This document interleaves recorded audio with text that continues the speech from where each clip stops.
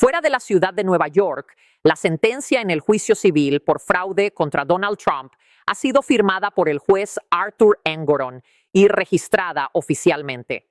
El fallo total para el expresidente ahora asciende no a $354 millones, sino a 454 millones. Nos acompaña ahora Lisa Rubin. Lisa, muchas gracias por acudir rápidamente a cámara. ¿Por qué es esto mucho más alto que lo que informamos la semana pasada?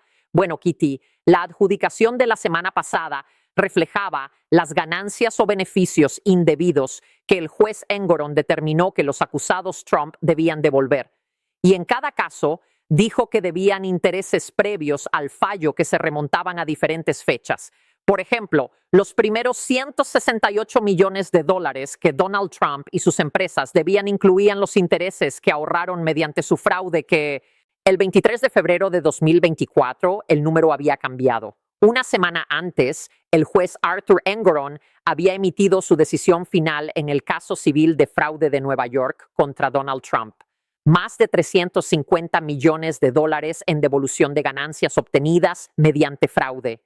Un fallo devastador, una sanción histórica, la mayor sentencia financiera jamás impuesta a un expresidente en la historia estadounidense.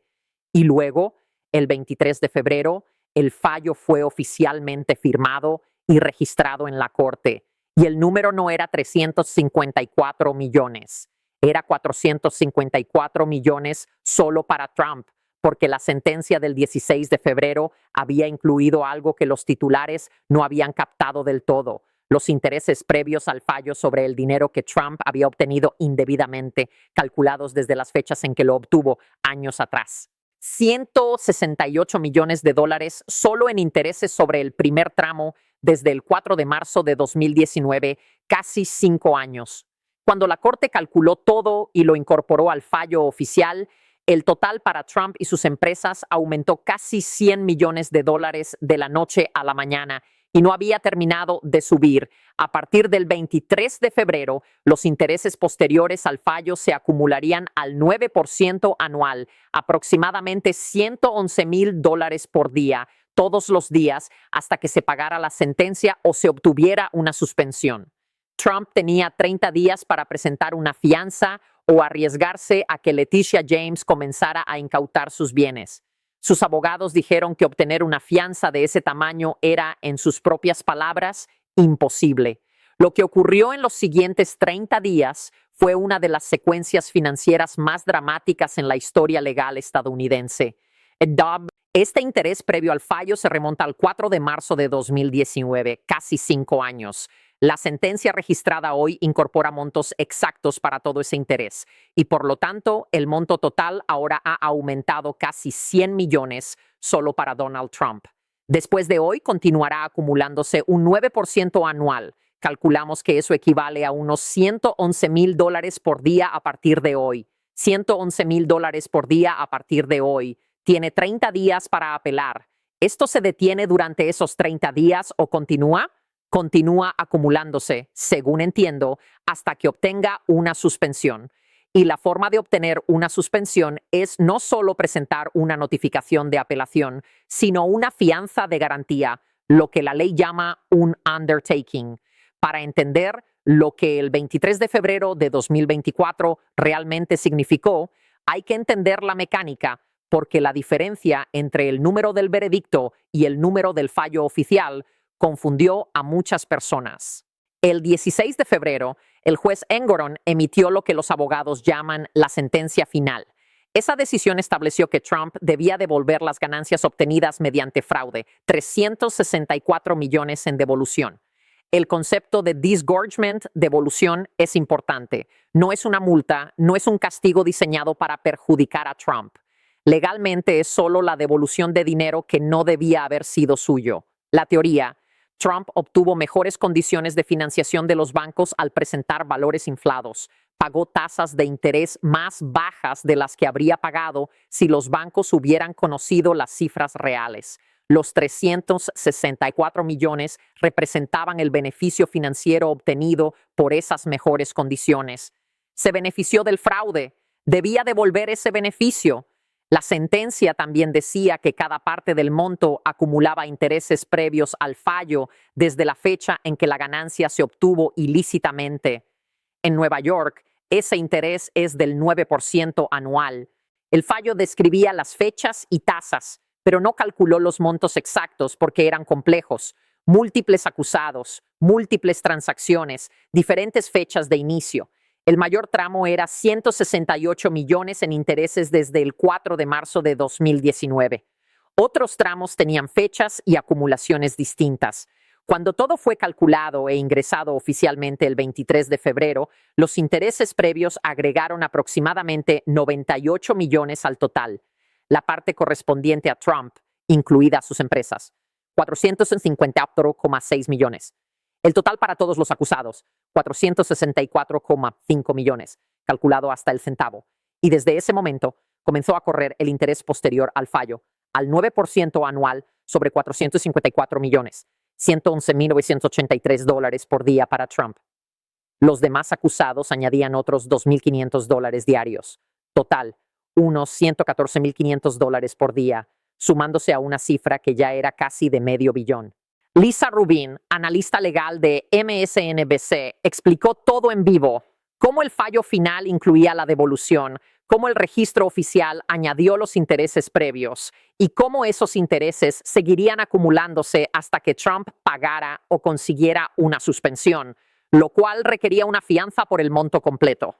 Trump tenía del 23 de febrero al 25 de marzo para conseguirla. Si no, Leticia James podía empezar a ejecutar la sentencia, congelar cuentas, imponer gravámenes, incautar propiedades. Había señalado 40 Wall Street como objetivo potencial. Normalmente, presentar una fianza no es complicado, pero lo que vino después reveló algo sobre la riqueza de Trump. La diferencia entre ser rico en activos y ser rico en liquidez. Las compañías de fianzas no aceptan un campo de golf como garantía para 464 millones. Quieren efectivo o valores líquidos. Todas las más de 30 compañías consultadas dijeron no. Requerían 120% del monto, unos 557 millones, más las primas, todo en efectivo o activos líquidos, no propiedades. Trump no tenía cerca de 1,000 millones en liquidez. Un corredor de seguros de alto perfil, Gary Giulietti, presentó una declaración jurada diciendo que era imposible conseguir una fianza de ese tamaño dadas las condiciones. Esto generó un problema evidente. Trump había declarado bajo juramento en 2023 que tenía muy por encima de 400 millones en efectivo. Ahora sus abogados decían que no tenía suficientes activos líquidos para asegurar una fianza del mismo monto. Leticia James señaló esa contradicción explícitamente. El 28 de febrero, Trump pidió a la Corte de Apelaciones que le permitieran presentar una fianza de solo 100 millones. El juez Singh negó reducir la fianza, pero sí pausó temporalmente la ejecución y levantó una restricción que impedía a Trump solicitar préstamos en instituciones de Nueva York para facilitar la búsqueda de financiación. Durante las siguientes 3 semanas, la lucha legal y financiera continuó mientras Trump también afrontaba otra sentencia masiva reciente. El 26 de enero, un jurado federal en Manhattan le había ordenado pagar $83,3 millones a la escritora E. Jean Carroll, quien lo había acusado de violación, un caso en el que el jurado ya lo había considerado responsable de abuso sexual y en el que el nuevo juicio solo abordaba la cuestión de los daños después de que un veredicto previo fuera anulado por motivos técnicos. Esa sentencia había sido registrada oficialmente el 8 de febrero, lo que significaba que Trump estaba manejando 2 apelaciones separadas, 2 requisitos de fianza separados y 2 calendarios de ejecución separados al mismo tiempo. Había logrado presentar una fianza de $91,6 millones en el caso Carroll a través de una subsidiaria de Chubb Insurance, una de las mayores aseguradoras del mundo, garantizada por una cuenta de corretaje con fondos propios. Ese acuerdo había funcionado, pero la fianza por fraude era más de 5 veces mayor y los requisitos de garantía eran proporcionalmente más exigentes. Chubb también había tenido discusiones preliminares con el equipo de Trump sobre la posibilidad de emitir la fianza más grande para el caso de fraude. Esas conversaciones colapsaron. Chubb se retiró, según reportes de la época, en parte porque la fianza del caso Carroll se había hecho pública y generó presión reputacional de accionistas y grupos de defensa que no querían que Chubb estuviera asociada a la defensa legal de Trump. Después de que Chubb se retirara, el grupo de posibles emisores de fianzas se redujo prácticamente a cero. El 18 de marzo, los abogados de Trump presentaron su escrito formal sobre la cuestión de la fianza, casi 5,000 páginas de anexos, argumentando que la fianza completa era legal y prácticamente imposible, que la sentencia era constitucionalmente excesiva y que la Corte debía reducir drásticamente la garantía requerida. La oficina de James respondió 2 días después. Trump había declarado tener más de 400 millones en efectivo en una deposición. Si ahora no podía asegurar una fianza de esa cantidad, eso requería explicación, no acomodación. Llegó el 25 de marzo, la fecha límite. Ese era el día en que expiraba el periodo de gracia de 30 días y James podía comenzar legalmente los procedimientos de ejecución. Trump no había presentado la fianza completa, no había pagado la sentencia, había estado describiendo públicamente la situación como una crisis. Y James confirmó públicamente esa mañana que estaba preparada para actuar contra sus activos si no cumplía. Trump publicó en Truth Social que podría verse obligado a vender sus bebés, la palabra que usó para sus propiedades inmobiliarias, para pagar la sentencia. Para un hombre que había construido toda su identidad pública alrededor de sus edificios, de sus torres con su nombre, de la idea de sí mismo como un constructor de grandes cosas, la imagen de verse forzado a una venta desesperada de sus propias propiedades estaba perfectamente calibrada para generar la indignación que buscaba.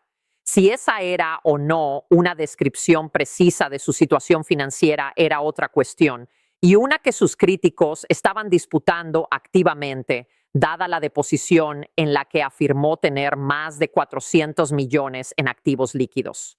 2 horas antes del plazo del 25 de marzo, la División de Apelaciones emitió una orden de emergencia. El panel de 5 jueces no determinó que Trump tuviera razón sobre la pena excesiva. Eso quedaría para la apelación completa. No determinaron que James hubiera excedido su autoridad. También quedaba para la apelación. Lo que sí hicieron fue reducir el requisito de fianza de 464 millones a 175 millones y emitir una suspensión de ejecución mientras la apelación estuviera pendiente. Le dieron a Trump 10 días para presentar el monto reducido. La justificación en la orden de emergencia fue breve. No era una opinión completa con análisis, era una intervención procesal para mantener el statu quo mientras se presentaban y argumentaban los escritos de apelación. Pero su efecto práctico fue inmediato y dramático. La amenaza de incautación de activos, los alguaciles, los gravámenes, la posible venta forzosa de 40 Wall Street quedó levantada, al menos por ahora, al menos mientras la apelación siguiera su curso. El abogado de Trump, Charles Kise, dijo que era un gran primer paso hacia la eventual revocación de una sentencia temeraria y sin fundamento. La oficina de James dijo que la orden era procesal, que la determinación de fraude no había cambiado y que confiaban en que la Corte de Apelaciones completa confirmaría la sentencia. Trump presentó la fianza de 175 millones el 1 de abril de 2024 a través de una empresa llamada Knight Specialty Insurance, una firma de fianzas con sede en California. La fianza fue garantizada por efectivo que Trump colocó en una cuenta de depósito en garantía, escrow. Knight Specialty no había estado entre las más de 30 compañías de fianzas que su equipo había contactado durante las semanas frenéticas de búsqueda. Era un actor más pequeño y menos tradicional en el mercado, con especialización en fianzas de nicho y no estándar, más que en el negocio de grandes garantías comerciales, donde operan Chubb y otros aseguradores mayores. El acuerdo atrajo escrutinio inmediato desde múltiples direcciones. Registros regulatorios mostraban que Knight Specialty tenía sustancialmente menos activos en sus libros que las aseguradoras que normalmente manejan obligaciones de esta magnitud, Críticos cuestionaron si la compañía tenía reservas suficientes para pagar efectivamente 175 millones si Trump perdía su apelación. También surgieron preguntas sobre las relaciones entre la dirección de Knight Specialty y el entorno de Trump. Don Hankey, el empresario californiano propietario de Knight Specialty, fue identificado públicamente como el principal responsable. Hankey no había estado previamente asociado con el equipo legal de Trump ni era conocido públicamente como simpatizante, pero periodistas notaron que el acuerdo se había concretado rápidamente de maneras que generaban dudas sobre su estructura. La oficina de James revisó la fianza y planteó inquietudes, pero no tomó medidas para bloquearla. La Corte de Apelaciones aceptó el depósito. A efectos legales, la fianza cumplía los requisitos. Los abogados de Trump afirmaron que la estructura satisfacía todo lo exigido. Una vez presentada la fianza, el reloj de los intereses posteriores al fallo dejó de acumular nueva responsabilidad. La fianza quedó como garantía para el monto que sobreviviera a la apelación y los intereses serían incluidos en el ajuste final si Trump perdía. La exposición financiera total de Trump al momento de presentar la fianza, contando los intereses acumulados entre el 23 de febrero y el 1 de abril, era aproximadamente entre 488 y 490 millones de dólares. Esa cifra quedó congelada, pendiente del resultado de la apelación, una apelación que tardaría 17 meses en decidirse. Luego vino la apelación misma.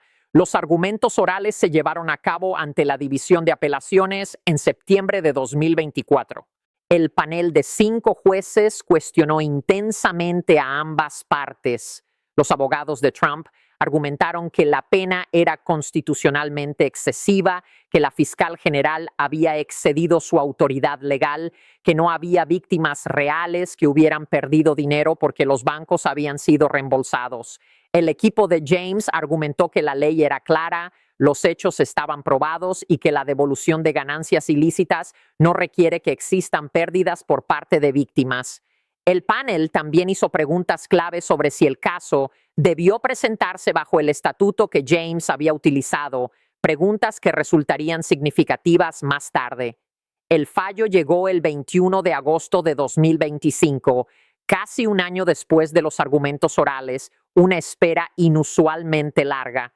El panel estaba tan dividido que produjo 323 páginas de opiniones sin una mayoría clara. La sanción financiera, los 454 millones de dólares, fue anulada bajo la 8ª enmienda por considerarse una multa excesiva. Trump recuperaría su fianza de 175 millones una vez concluyera el proceso de apelación. La responsabilidad por fraude fue mantenida técnicamente, pero en una forma frágil, con 2 de los 5 jueces votando a favor de preservarla, sobre todo para evitar un estancamiento procesal, más que por acuerdo pleno con el análisis de Engoron. James declaró que el hallazgo de fraude se mantenía. Trump proclamó una victoria total. Ninguno estaba completamente equivocado. El número que había sido 454 millones el 23 de febrero de 2024 y que brevemente había subido por encima de 490 millones, ahora era 0, pero la declaración de fraude seguía allí y el caso se dirigía a la Corte de Apelaciones del Estado de Nueva York, el tribunal más alto, donde James apeló la eliminación de la sanción. Hay otra dimensión del momento del 23 de febrero de 2024 que suele perderse entre las mecánicas legales y financieras. Ese mismo día, 454 millones de sentencia ingresada, 111,000 dólares diarios acumulándose, un plazo de 30 días iniciándose. Donald Trump era el indiscutible favorito para la nominación presidencial republicana. Los caucus de Iowa ya habían ocurrido, New Hampshire también. Había dominado ambos. Nikki Haley seguía en la contienda, pero los números eran claros. Trump realizaba actos de campaña entre comparecencias judiciales, celebraba mítines en estados con primarias próximas y recaudaba fondos para una elección general que estaba a 9 meses de distancia. Sus tiempos legales y políticos no eran 2 líneas paralelas, eran la misma línea. el mismo hombre que la mañana del 23 de febrero enfrentaba una sentencia de $500 millones, estaba dando discursos esa noche sobre ganar la presidencia y hacer América grande otra vez. Y sus donantes estaban respondiendo. Después de cada gran veredicto o acusación, la recaudación de Trump subía. Los casos legales que sus críticos pensaban que devastarían su campaña parecían tener el efecto opuesto. Generaban atención, lo presentaban como víctima de persecución y movilizaban a sus seguidores indignados. Los 175 millones para la fianza del 1 de abril provenían de fondos reunidos mientras dirigía una campaña nacional. Abril de 2024 también fue el mes en que comenzó su juicio penal por pagos a Stormy Daniels, un caso que resultaría en su condena por 34 cargos en mayo de 2024. El caso de Georgia estaba empantanado en audiencias sobre la descalificación de la fiscal Fani Willis.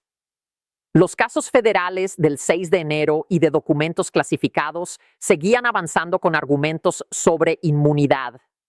El fallo histórico de la Corte Suprema en julio de 2024 sobre inmunidad afectaría sustancialmente ambos procesos. Trump manejaba simultáneamente exposición legal en 4 casos penales y 2 enormes sentencias civiles mientras ganaba primaria tras primaria. Y en noviembre de 2024 ganó la presidencia.